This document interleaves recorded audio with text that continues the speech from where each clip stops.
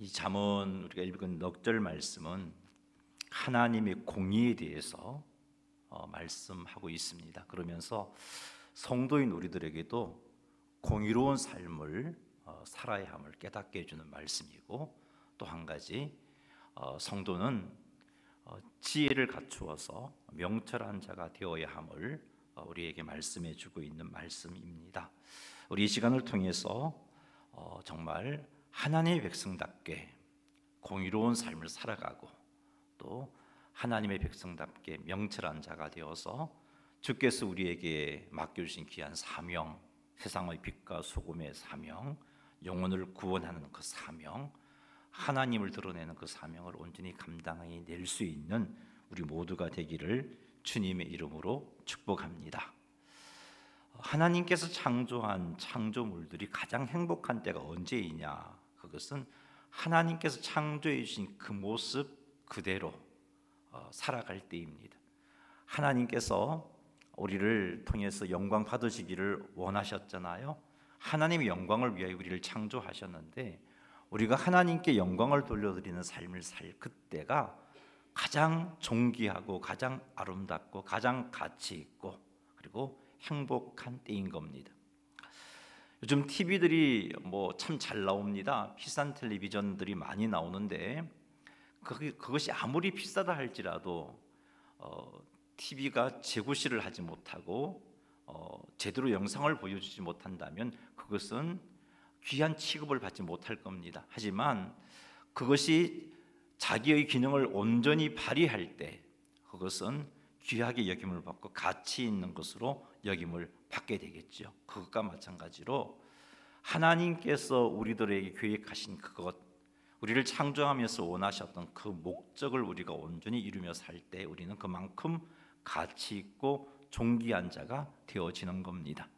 자, 그런 것을 생각하면서 하나님 앞에 참으로 가치 있고 존귀 있는 자가 되기 위해서 오늘 갖춰야 할 것은 공의와 명철함입니다. 이 두 가지 말씀을 통해서 하나님 앞에 더욱 온전하게 서게 되는 성도님들이 다 되시기를 주님의 이름으로 축복합니다. 23절 말씀 같이 한번 읽어보겠습니다. 악인은 사람의 품에서 뇌물을 받고 재판을 굽게 하느니라. 아멘. 자, 이 말씀에 의하면 뇌물을 받고 재판을 굽게 하는 행동이 악인의 행동이구나 하는 것을 깨닫습니다. 악인은 탐심에 의해서 뇌물을 받고, 근데 그 뇌물을 받는 것, 탐심에 의해서 뇌물을 받는 것도 죄지만 그것으로 끝나지 않고 그 뇌물을 받음으로 인하여서 정의와 공정함을 왜곡하게 됩니다. 하나님께서는 이런 행동을 선하지 않다, 미워하신다라고 그렇게 말씀하고 계십니다. 공의로우신 하나님께서는 성도들이 악인의 행동을 하기를 원치 않습니다.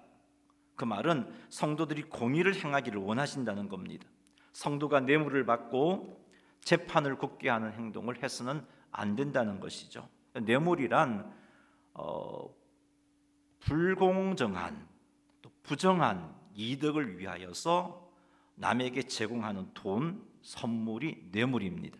이게 정당한 정당한 이익을 추구하는 게 아니고요, 공의로운 이익을 추구하는 게 아니고 부정적인 방법으로 뭔가 나의 이익을 챙기기 위해서 남에게 선물을 준다든지 돈을 준다든지 하는 것이 뇌물입니다.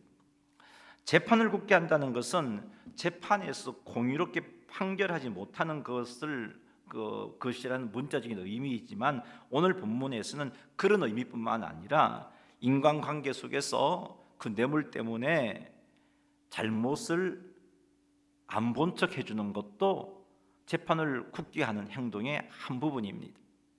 뇌물을 받고 뇌물을 준 사람의 편의를 봐주기 위해서 공정함을 어기는 것, 그것도 오늘 본문에서 재판을 굽게 하는 것이라고 말할 수 있습니다.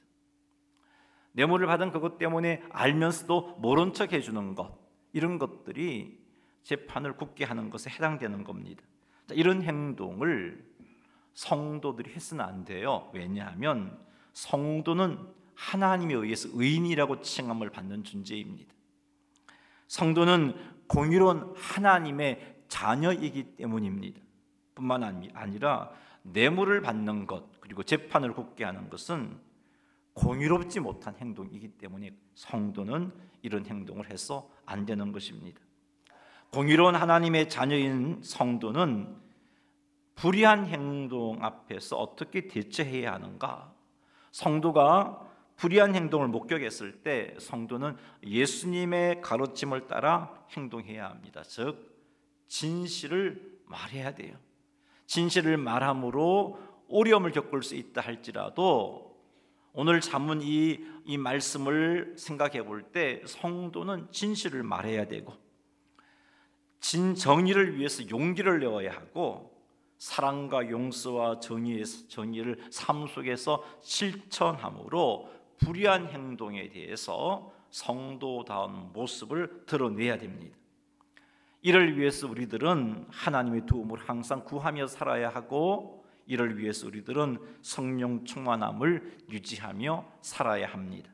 사랑하는 성도 여러분, 뇌물을 주는 것도 받는 것도 하나님께서는 기뻐하지 않습니다. 공의로운 하나님 앞에서 취할 행동이 아닙니다.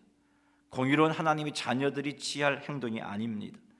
더욱이 뇌물을 받고 재판을 굳게 하는 것 역시 하나님의 자녀에겐 결코 어울리지 않습니다. 이거는 악인들의 행동이라고 오늘 말씀해 주고 있습니다. 공의로운 하나님의 자녀답게 행동함으로 교회 안에서, 가정에서, 여러분 직장에서 거룩한 영향력을 행사하시기 바랍니다. 내가 속한 공동체에서 뭔가 불의한 일을 하다가도 내가 들어갈 때 나 때문에 조심하는 그런 일들이 우리의 삶을 통해서 내가 속한 공동체 안에서 일어나도록 해야 합니다. 일상에서 마주치는 사소한 유혹조차도 우리는 경계해야 합니다. 누군가에게 청탁을 받고 공정하지 못한 행동을 요구받았을 때 그것이 큰 문제가 아니라 할지라도 공의롭지 못한 행동을 우리가 경계해야 할 것입니다. 매일 선택과 결정에서 하나님의 공의로움이 반영되도록 우리는 노력해야 됩니다. 이게 심각한 문제가 아니라 할지라도 줄 서는 문제에 있어서도 그죠? 내가 줄을 정리하는 입장에 있을 때 내가 잘 아는 사람이라고 좀 앞쪽으로 당겨주고 이런 것도 공의로운 하나님의 백성의 행동이라고 할 수가 없잖아요. 내가 아는 사람에게 당신 나 아니까 나 좀 이렇게 순서를 좀 빨리 좀 당겨줘 이런 마음조차도 공의로운 하나님의 백성의 모습이라고 할 수 없습니다. 그래서 사소한 일이라 할지라도 사랑하는 성도 여러분, 오늘 23절 말씀을 기억하면서 공의로운 하나님 백성답게 그런 사소한 유혹조차도 경계해야 할 것입니다. 선택과 결정에서 항상 하나님의 공의가 반영되도록 우리는 노력해야 됩니다.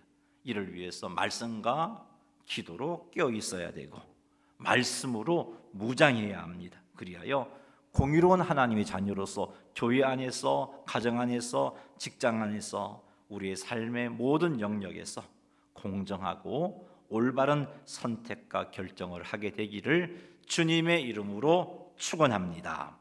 24절 말씀 같이 한번 읽어보겠습니다. 시작. 지혜는 이끈을 미련한 자는 눈을 땅에 두느니라. 아멘. 명철한 자 앞에 지혜가 있다는 것은 명철한 사람은 지혜를 자신의 삶에 적극적으로 적용할 준비가 되어 있다는 겁니다.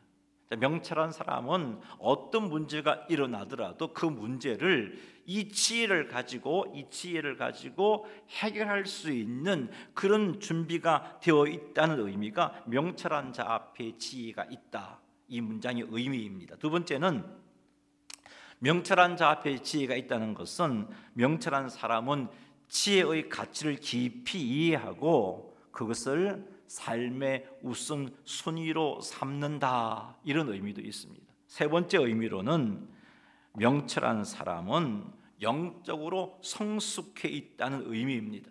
영적으로 성숙했기에 하나님과 친밀한 관계를 통해서 지혜를 얻고 그 지혜를 자신의 삶에 적용할 수 있는 겁니다. 명철한 자 앞에 지혜가 있다 하는 이 의미를 기억하십시오. 언제든지 어떤 문제든지 간에 이 지혜, 하나님에게서 오는 지혜를 내 삶에 적용을 해서 그 문제를 풀어갈 수 있는 준비가 되어 있는 상태가 명철한 자 앞에 지혜가 있다 하는 의미입니다. 뒷부분에 미련한 자의 눈은 땅끝에 둔다라는 표현이 있는데, 땅끝이 의미하는 것은 두 가지를 생각해 볼 수 있는데, 하나님과 하나님의 말씀으로부터 멀리 떨어진 곳. 두 번째 의미는 세상적인 욕망과 헛된 목표에 지나친 집착, 이런 것이 여기 오늘 본문에서는 땅끝을 의미합니다.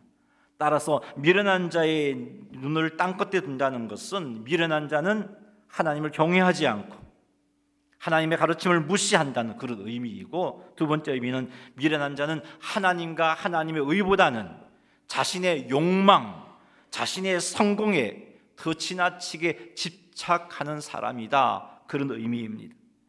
명철한 자 앞에 지혜가 있기 때문에 명철한 자는 하나님 주시는 지혜를 따라 문제를 해결하기에 항상 그의 심령 속에 여호와 샬롬이 있습니다. 그리고 행복합니다. 그리고 무슨 일을 만나도 형통합니다. 하나님 주신 은혜와 복을 누립니다. 그리고 하나님의 영광이 드러나고 하나님으로부터 칭찬을 듣게 됩니다. 그러나 미련한 자는 단기적으로는 자신이 목적한 바를 이룰 수 있습니다. 하지만 결국은 불행입니다. 그 마음에 평화가 없으며 형통함도 없습니다. 하나님께 주신 은혜와 복을 누리지 못합니다. 복은 고사하고 진노와 심판이 따라옵니다. 그러니 사랑하는 성도 여러분, 명철한 자 되시기 바랍니다. 명철한 자가 되어야 하나님께 영광을 돌려드릴 수 있고, 명철한 자가 되어야 공의를 행할 수 있습니다. 자, 그렇다면 명철한 자가 되기 위해서 우리가 힘써야 할 것이 있는데, 그것이 무엇이냐? 하나님 말씀에 근거한 삶을 사는 겁니다. 내 생각, 내 판단 따라 사는 사람은 명철한 자가 아니라 미련한 자입니다.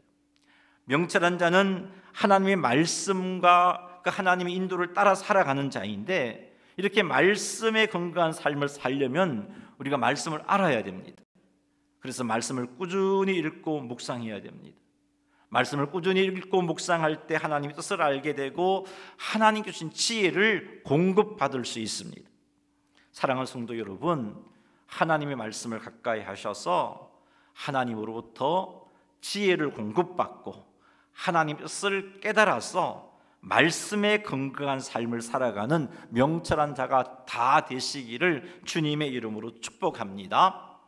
두 번째로 명철한 자가 되기 위해서 우리가 힘써야 할 것은 기도를 통해서 하나님과 친밀한 상태를 유지하는 겁니다. 기도는 하나님과의 개인적인 교제를 통해서 영적으로 성장하게 만들어줍니다. 기도를 통해서 하나님의 인도를 구하고 인도를 받을 수 있습니다. 하나님의 지혜를 공급받게 됩니다. 그러니 기도를 통해서 하나님과 친밀한 삶을 살아야 지혜가 공급되어지고 지혜가 준비되어서 언제든지 그 지혜를 내 삶에 적용할 수 있는 명철한 자가 되는 겁니다. 사랑하는 성도 여러분, 기도를 통해서 하나님과 친밀한 삶을 유지함으로 명철한 자 되시기를 주님의 이름으로 축복합니다. 세 번째로 명철한 자가 되기 위해서 우리가 갖춰야 할 것은, 힘써야 할 것은 하나님 앞에 항상 겸손한 자로 서는 겁니다. 여러분, 하나님의 말씀을 수용하는 자가 누구인가요? 겸손한 자입니다. 우리가 하나님 말씀대로 살지 못하는 이유 가운데 여러 가지 이유가 있겠지만 중요한 이유가 어떤 이유이냐면 내 생각과 하나님의 말씀이 안 맞을 때예요. 그리고 내 생각이 더 옳다고 여겨지면 하나님의 말씀을 거부해 버립니다. 교만이죠. 이런 상태로는 지혜를 공급받지 못합니다. 그럼 명철한 자가 될 수 없어요. 하지만 겸손한 자, 하나님 앞에 항상 겸손한 자는 하나님의 말씀이 옳고 말씀이 진리이고 하나님의 인도하심이 옳고 하나님의 인도하심이 진리인 줄 압니다. 내 생각으로 이해되지 않아도, 내 머리로 이해되지 못해도, 그럼에도 불구하고 그것이 옳은 것이고 지혜인 줄 알기에 받아들입니다. 그 자가 겸손한 자이고, 그런 자세는 하나님으로부터 지혜를 공급받습니다. 하나님으로부터 말씀을 받으니 하나님 뜻을 깨닫게 됩니다. 그래서 그는 지혜와 하나님의 말씀으로 무장해서 내 삶의 어떤 문제든지 간에 그 말씀을 적용해서 풀어나가며 헤쳐나갈 수 있는 겁니다. 그러니 사랑하는 성도 여러분, 우리 명철한 자가 되기를 사모하면서 하나님 말씀에 근거한 삶 사시기를 바랍니다. 기도를 통해 하나님과 친밀한 삶 사시기 바랍니다. 그리고 하나님 앞에 항상 겸손한 삶을 사셔서 명철한 자가 되어서 지혜를 따라 행함으로 형통하고 행복하고 평강 누리는 성도님들이 다 되시기를 주님의 이름으로 축원합니다. 25절 말씀 한번 읽어보겠습니다. 시작.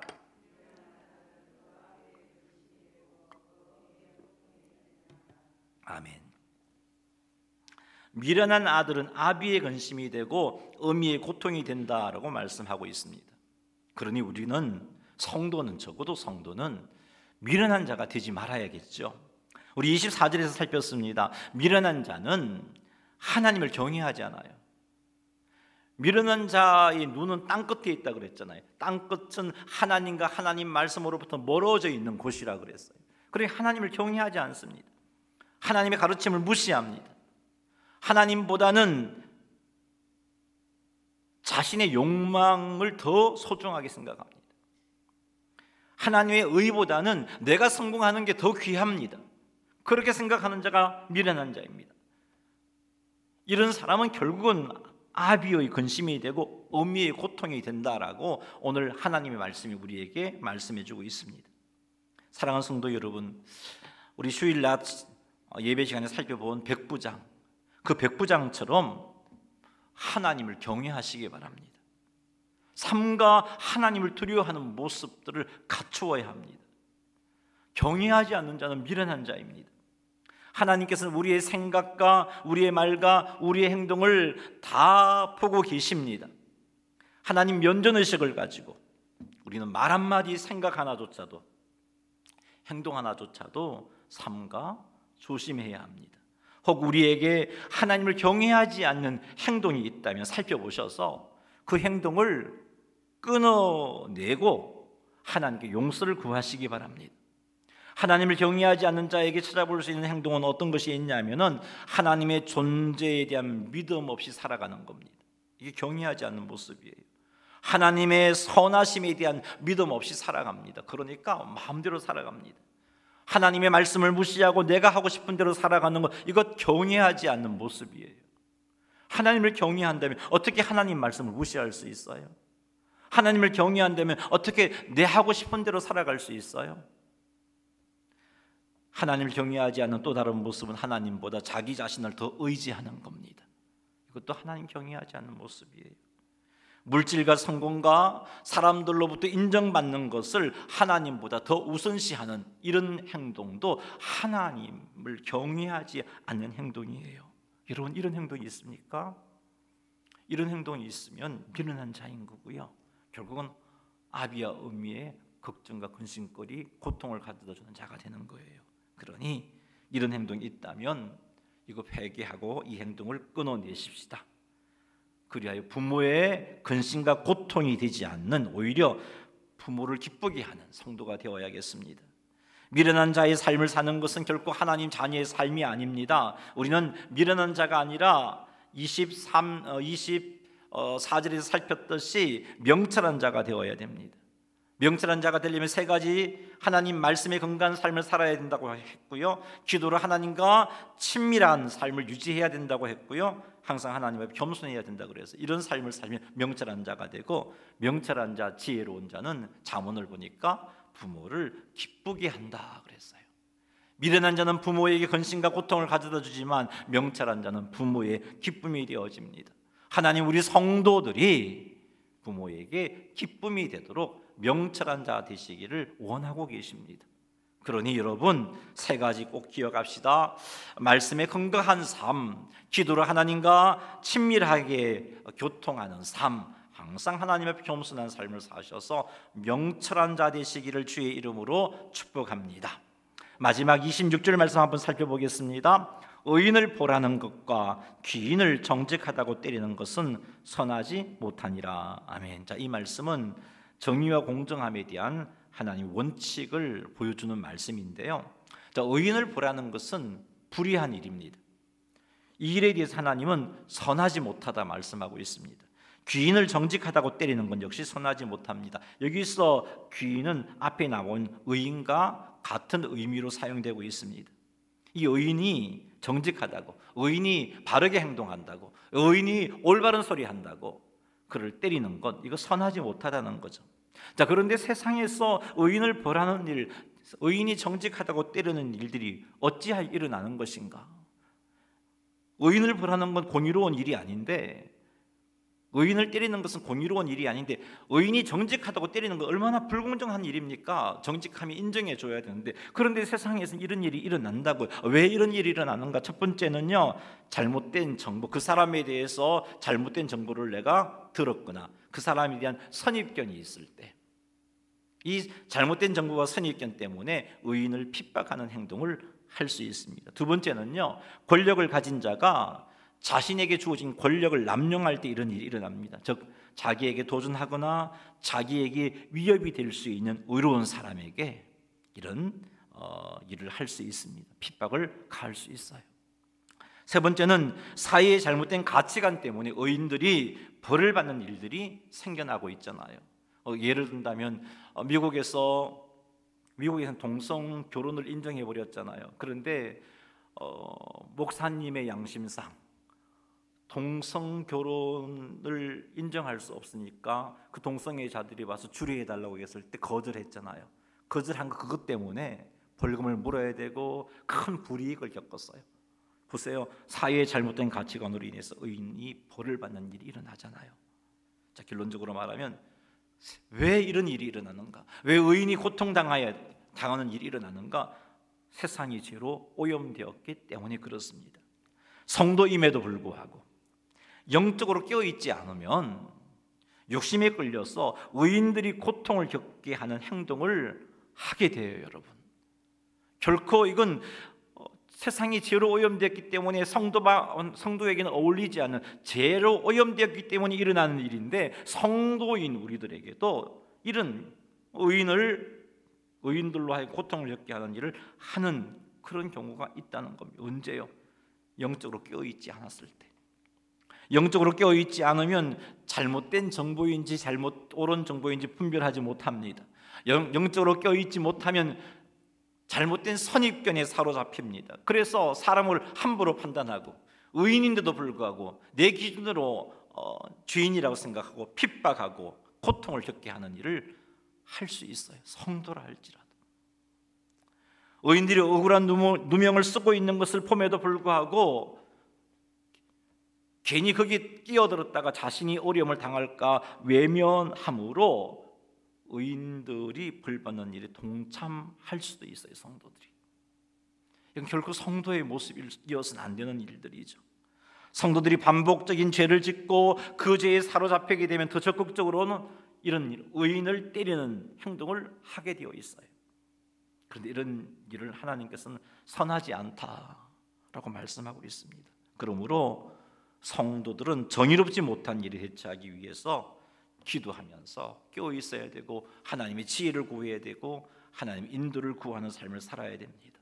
죄에 물들지 않고 영적으로 깨어있기 위해서 하나님과 친밀한 교통의 삶에 힘을 써야 되고, 죄에게 삼키움을 당하게 되면 결국은 그 죄에게 삼키움을 당해서 의인을 벌하는 일을 하게 되어 있으니까 죄에게 삼키움을 당하지 않도록 죄가 자라나는 것들을 끊어내야 돼요. 즉 우리의 마음에 죄된 생각이 들어왔을 때 그때부터 싸워야 되는 거죠. 그렇지 않으면 죄가 자라나게 되고 결국은 죄가 나를 삼키게 돼요. 제가 주인 노릇하게 돼요. 성도와 어울리지 않는 행동을 하게 되는 겁니다. 그리고 우리가 속한 곳곳에서 우리는 거룩한 영향을 발휘해야 됩니다. 의인들이 부당한 비호를 받는 것을 보게 되면 외면하지 말아야 하고, 성도가 보는 앞에서 이런 행동을 삼가 조심할 수 있도록 더욱더 거룩하고 구별된 행동을 해야 되는 겁니다. 이 땅에 그리고 하나님의 공의가 속히 임할 수 있도록 성도는 기도해야 돼요. 하나님의 공의가 속히 이루어질 수 있도록. 이렇게 하여 하나님 보시기에 선하지 않은 일이 우리에게 일어나지 않도록 해야겠습니다. 이렇게 하여 성도는 빛이 되고 소금이 되어야겠습니다. 말씀을 맺습니다.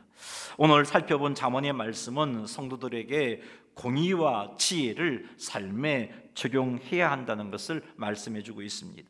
성도가 하나님의 공의를 삶에 적용하여 살고 하나님의 지혜를 삶에 적용하여 살 때 세상은 성도들의 거룩한 영향을 받게 되어 있습니다. 나아가 성도는 빛이요 소금으로서 부름을 받았는데 빛과 소금의 사명을 감당하게 되는 겁니다. 그러니 사랑하는 성도 여러분, 오늘 말씀을 기억하면서 뇌물을 주고받는 것과 같은 공의롭지 못한 행동, 그것 철저하게 경계하고 배격하십시다. 하나님을 경외하고 하나님과 친밀한 삶을 유지하여서 명철한 자가 되십시다. 그래야 지혜를 삶에 적용할 수 있기를 바랍니다. 그리고 하나님을 경외함으로 미련한 자의 길을 피하고 이를 위해서 하나님 말씀에 순종하고 세상 욕망에 집착하지 말고 하나님 뜻을 붙잡으시기 바랍니다. 이렇게 하여 하나님께서 기뻐하시는 거룩한 성도의 삶을 살고 세상에 긍정적인 영향을 끼치는 주의 백성들이 다 되시기를 주님의 이름으로 축원합니다.